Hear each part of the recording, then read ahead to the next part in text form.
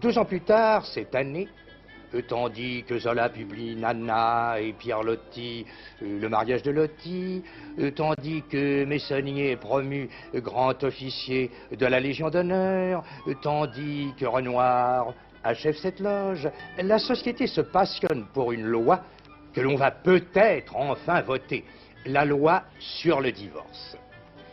La Révolution l'avait permis, la Restauration l'avait supprimé, la Troisième République veut le rétablir. Et Victorien Sardou écrit « Divorce ». Au premier acte, nous sommes dans le salon d'un château. Les révolutions et les guerres ne détruisent pas tous les châteaux et les salons survivent à tous les régimes. Ce château est celui de M. Desprunel, lequel s'entretient avec sa femme Cyprienne. Ménage bien moderne, disait-on déjà.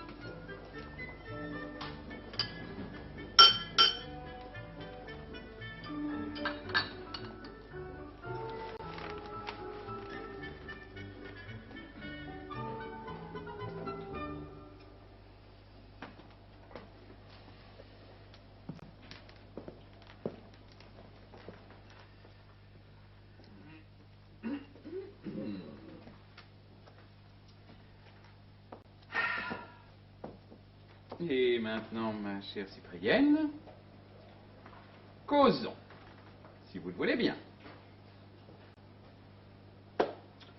Vous vous demandez peut-être comment j'ai appris que vous continuiez à recevoir votre cousin Adhémar, malgré ma défense. Oh, pas du tout. Non, je vais vous le dire quand même. Hier soir, j'étais au cercle. Adhémar entre. J'entends un petit rire et quelques plaisanteries un peu salées. Pour la raison de cette hilarité était des plus futiles, un flocon de laine qui pendillait à la basque de son habit. Adhémar venait de détacher l'objet en question quand il m'aperçoit, se mord les lèvres, jette le fil à terre et dit trop, mais avec trop d'affectation, « On voit bien que j'ai dîné chez ma sœur. » Puis il se dérobe. Je ne dis rien. Je ne perds pas de vue le fil de laine sur le tapis. Je le saisis au moment où nul ne m'observe. Je le ramasse. Et le voilà. Eh oui. Rose chine. Rentrez chez moi. Je vais droit à votre corbeille à ouvrage. Je me saisis de cet écheveau. Je compare. Et ce rapprochement a trop d'éloquence pour que j'en atténue l'effet par quelques commentaires inutiles. Après, monsieur? Après. Puisqu'Adhémar il y a, dites-moi de grâce pourquoi vous le recevez à mon insu. Qu'est-ce qui motive et justifie de votre part un tel oubli de tous vos devoirs? Je ne suis pourtant pas un mari ni bien fâcheux, ni bien incommode. Je ne suis ni brutal, ni malappris, ni avare, ni tracassier. Je vous ai fait la plus douce vie possible et la plus facile. Je mène une vie régulière, je ne m'emporte jamais. J'ai des goûts simples, je ne me suis même marié que pour ça. Je n'ai pas des contours académiques, mais je possède une certaine distinction. Je ne suis pas précisément fougueux, mais de temps à autre, j'ai d'aimables élans de tendresse. Alors, sans me flatter, je crois que je vous rends aussi heureuse qu'une femme peut l'être.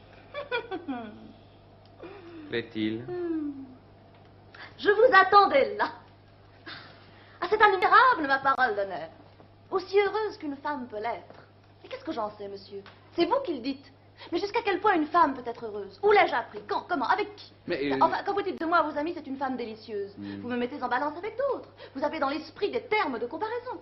Où sont-ils, mes termes de comparaison à moi, pour vous proclamer un homme remarquable? Ah non, non, c'est inouï, cet aplomb des hommes. Ah, vous avez bien arrangé les choses à votre convenance, messieurs. Elle est charmante, la société que vous nous avez faite. Charmante pour vous. Ils sont jeunes, ils piaffent, ils bondissent. Amuse-toi, mon ami, dit la maman, c'est ton âge. Jette ta goût, mon garçon, dit le papa, c'est ta santé. Et monsieur gambade, caracole, de la blonde à la brune, à la roussée, à dedans. Et puis quand il en a jusque-là, qu'il est éreinté, fourbu, rendu, qu'il n'en peut plus. Ah, si je me mariais. Alors on lui jette dans les bras une jeune fille toute tremblante, toute naïve, que sa mère a toujours couvée sous ses jupes, qui ne sait de la vie que ce qu'on lui cache et de l'amour que ce qu'elle en devine. Et monsieur lui dit en la serrant mollement dans ses bras fatigués, êtes-vous assez heureuse d'être tombée sur un homme tel que moi? On n'aime pas mieux que je ne vous aime. On n'embrasse pas plus énergiquement que je ne vous embrasse. Et la pauvre fille qui trouve l'étreinte un peu lâche se dit en soupirant, quoi? Toute bonne? Il n'y a pas mieux? Ah ben, moi qui me figurais. Ah, c'est drôle, enfin. La bécasse se laisse convaincre. L'indifférente se résigne. Mais la femme, la vraie femme comme moi, monsieur, se dit, allons donc, quelle farce, il y a autre chose. Et ce n'est pas pour si peu qu'on se passionne, qu'on s'exalte jusqu'à la folie, jusqu'au crime. Roméo ne se serait pas exposé pour de si molles étreintes à se casser les reins en tombant d'un quatrième, ça. Le jeu n'en vaudrait pas la chandelle. Il y a autre chose, et bien supérieure. Et cette femme-là cherche, interroge, étudie, s'informe. Et après une solide enquête et de fortes études, elle est en mesure de vous dire carrément, allons, allons, vous êtes un farceur et je suis volé. Madame... Je suis volé, voilà tout, monsieur, je suis volé. Du reste, cela devait être. C'est partout comme ça. Le mariage, qu'est-ce que c'est pour vous autres, vos invalides? Tandis que pour nous, c'est l'entrée en campagne. Mais au couvent, qu'ai-je rêvé en fille honnête? Un mariage qui réalisa tout ce que la passion comporte d'ivresse. Un mari qui fut à la fois un héros et mon amant. Je vous voyais jeune, beau, svelte, élégant, tour à tour, tendre et menaçant, soumis et despote, et ne cessant de ramper à mes pieds que pour bondir sur moi comme un tigre et broyer dans d'effroyables étreintes mes chairs palpitantes. Enfin, des choses exquises. Je ne peux pourtant pas, sous prétexte de piment, me déguiser en brigand calabré pour entrer chez vous par la fenêtre. Naturellement, ce sont des choses que l'on ne fait que pour ses maîtresses. Quand on est jeune, et vous en avez trop abusé. Moi? C'est-moi cette armoire où M. Bafourdin vous enferma par mégarde chez sa femme et vous faillîtes étouffer. Vous savez? Ou encore la jolie Madame Brignois, chez qui vous alliez déguiser en modiste. Oh, je vous parlais de loin. Et voilà de la passion, du roman, des aventures à la bonne heure. Oh, mon Dieu. Et moi, monsieur, moi, je n'ai jamais connu tout ça que par oui-dire. Grâce à cette société marâtre qui, jeune fille, nous comprime, femme nous opprime et vieille nous supprime. Non, mais qu'est-ce que vous voulez qu'elle fasse, cette pauvre société? Ce que je veux, monsieur. Je veux qu'au lieu d'enfermer la jeune fille, on lui permette de courir à l'aise comme le jeune garçon. Quand elle aura un peu vécu, elle pourra se reposer comme vous dans le mariage. Et vous, vous aurez une épouse vertueuse et fidèle, car elle n'aura plus de grande curiosité à satisfaire. Mais où diable puisez-vous ces belles idées-là? Dans mes réflexions, monsieur. Et dans mes lectures. Enfin, sabrebleu.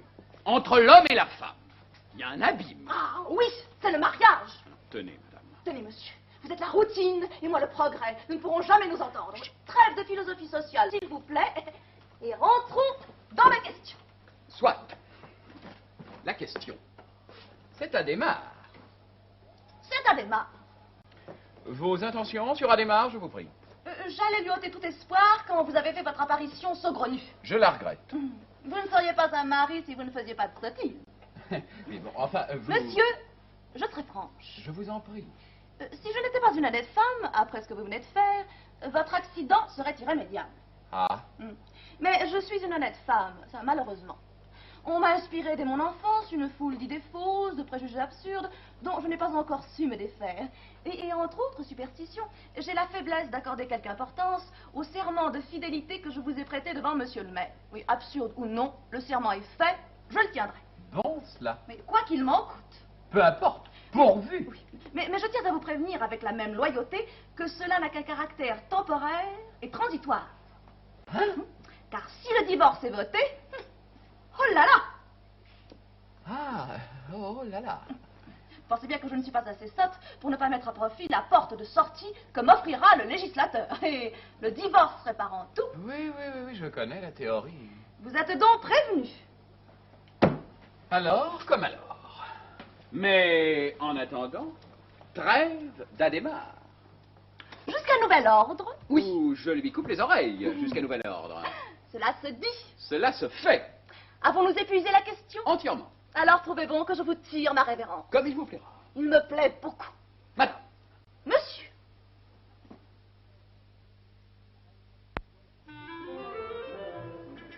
Époux désunis, soyez comblés, la loi sur le divorce est votée. Desprunelles entre en brandissant le télégramme qui annonce la grande nouvelle. Mais c'est un stratagème du mari. Le télégramme est un faux, ou tout au moins la nouvelle prématurée. Mais elle va servir au développement de l'action, ce qui est essentiel au théâtre.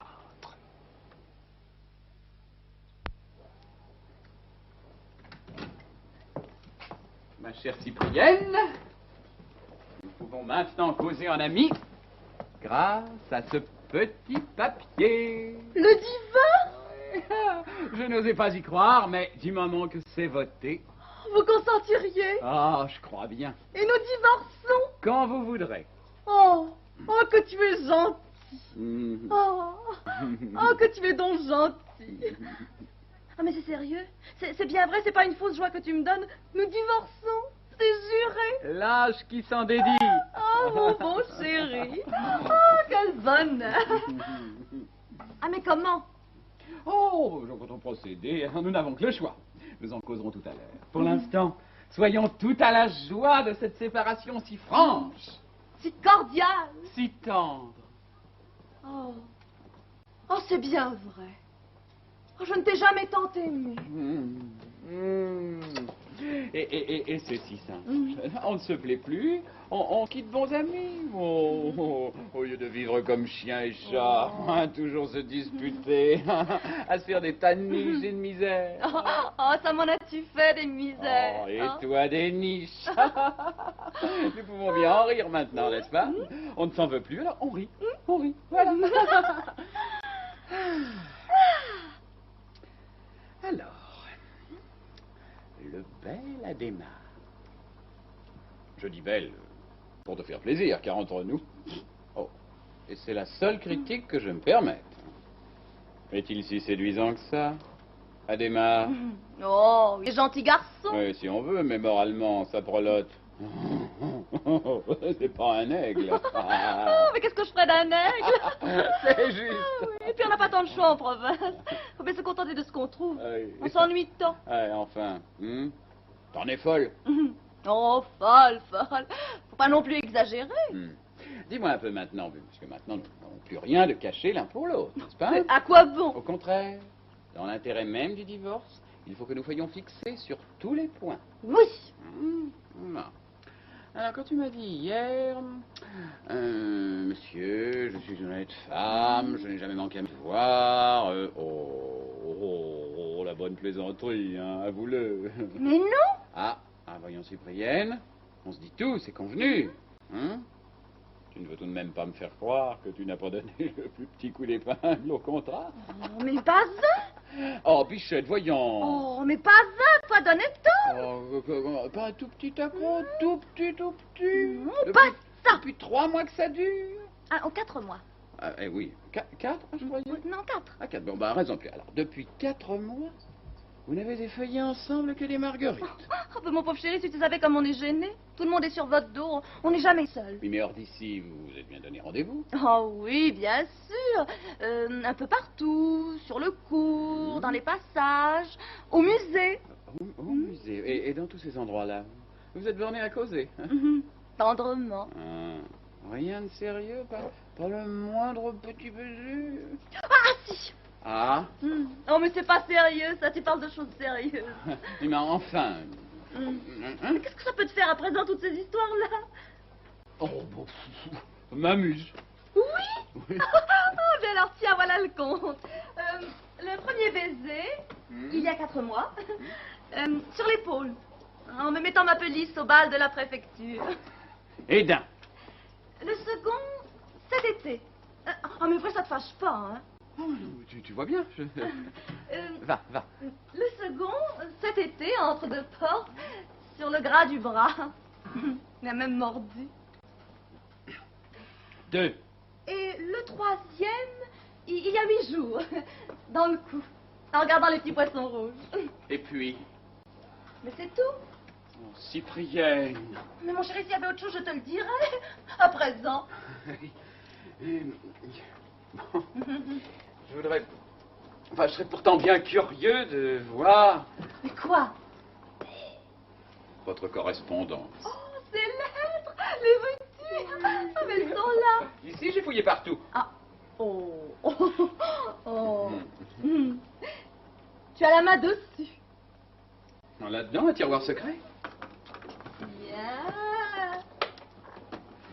Les voilà. Et toutes par ordre de date. C'est tenu.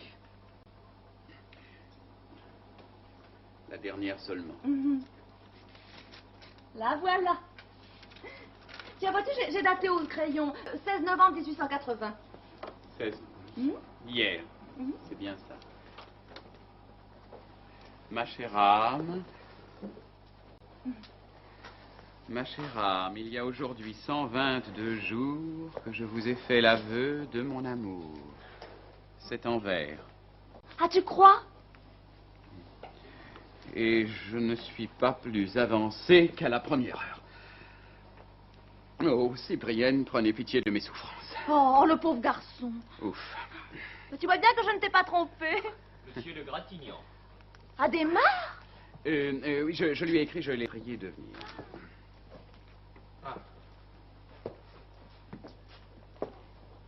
Eh bien, mon jeune ami, il n'y a donc pas moyen de se défaire de cet amour-là. C'est donc de la passion, du délire. Eh bien, mon cher garçon, prenez-la. Prenez-la, je vous la cède. Ah, dites donc, je ne suis pas gentil. Il ne comprend pas. D'accord. Le divorce. Nous divorçons. Vous vous mariez. Je vous marie. Voilà. Le divorce? Et puisque c'est voté. Voter? Votez. Mais sans doute. Comme ça se trouve. Alors je me suis dit, appliquons tout de suite. Hein? Et après une explication bien cordiale avec cette chère enfant, nous sommes d'accord, c'est toisé, jugez, il y a mal donne, je vous passe la main. Monsieur, mon espoir n'allait pas si loin. Ah, je crois bien, mon cher garçon, une jolie femme qui vous apporte 400 000 francs, bien à elle. 400? 400, un mariage d'amour, qui se trouve aussi être une belle affaire, car vous n'avez pas le sou. Je ne vous plains pas. Ah non, 400? 400. Oh, monsieur, mais ça me va tout à fait. Oh, monsieur, oh, mon bienfaiteur. Bon. Voilà. Et maintenant, trêve aux effusions, et soyons pratiques. Hein? Voilà. Asseyons-nous là. Ah. Et causons. Causons. Divorce. Examinons vivement les voies et les moyens. Le premier, le plus simple, c'est le divorce par consentement mutuel. C'est bien notre cas. Et nous sommes dans les conditions requises, 2 ans de mariage. Oui, seulement, c'est trop long. Trop long. Demande de divorce renouvelée tous les 3 mois, autorisation persistante des pères et mères non décédés, convocation de 4 témoins âgés de 50 ans, présentation devant le président du tribunal, remise des actes et procès-verbaux, requête en demande d'admission, speech paternel des magistrats, observation amicale des témoins, entêtement des époux, dont acte, nouveau procès-verbal, ordonnance de référé, conclusion du ministère public, vérification, déclaration d'admission, renvoi devant le maire et enfin prononcé du divorce. Oh, trop tard, on est enragé. Et ces formalités exigent? Oh, 4 mois. Non, 10, pardon. 10 mois. Et ce n'est pas tout. Hein? Car article 297, tournez la page, en bas. Dans le cas de divorce par consentement mutuel, aucun des époux ne pourra contracter un nouveau mariage que 3 ans après le prononcé du divorce. 3 ans. Total, 4. Non, mais me voyez-vous attendre 4 ans, les bras croisés, entre un mari qui ne l'est plus et un autre qui ne l'est pas encore. Non, mais me voyez-vous. Oh, Jamais. Oh, non. Oh, jamais de la vie. Impraticable. Il faut donc nous rabattre sur le divorce pour cause déterminée. Ah, voilà. L'adultère. Vous nous prenez tous les deux en flagrant Oui, délit. alors là, c'est bien pire. Nous ne pouvons plus nous marier du tout. Hein? Article 298. En haut de la page. Oui, celui-là. Adultère, flagrant délit. Si le divorce est prononcé pour cause d'adultère, l'époux coupable ne pourra pas se remarier avec son complice. Jamais. De peur qu'il ne répare leur faute. Jamais. Oui, d'ailleurs, permettez, je divorce pour n'être pas ce que vous savez. Je le serai pour divorcer, c'est trop bête. C'est juste. Pardon.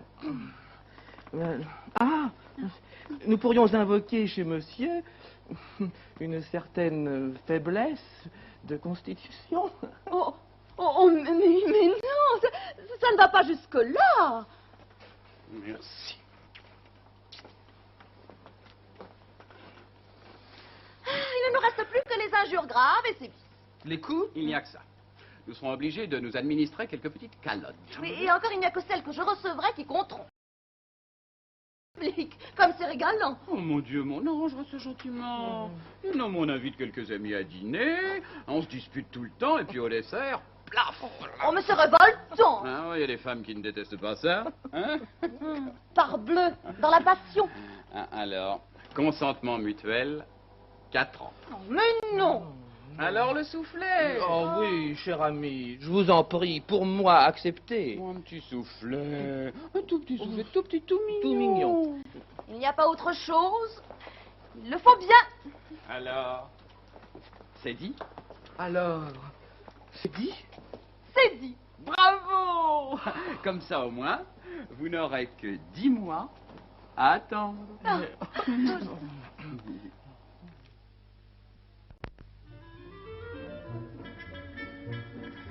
Vous voudriez peut-être savoir ce qui se passe ensuite. Vous pourriez le deviner. Cyprienne et son mari devant être séparés par le divorce, rien ne les empêche de continuer à vivre en amis en attendant. Et Adhémar va devenir jaloux. Jaloux de ce mari qui continue à être le mari. Jalousie que la suite des événements va justifier d'ailleurs, car les deux époux trouveront tant de charme dans leur compagnie réciproque qu'ils ne divorceront pas. Il est vrai que le divorce n'est pas encore voté. Il le sera 4 ans plus tard. Et rien n'empêche de supposer que si les querelles reprenaient, ce serait une autre pièce. En 1884, nous serons dans une autre décade, au milieu d'autres événements qui vont modifier les sentiments humains, l'amour comme les autres.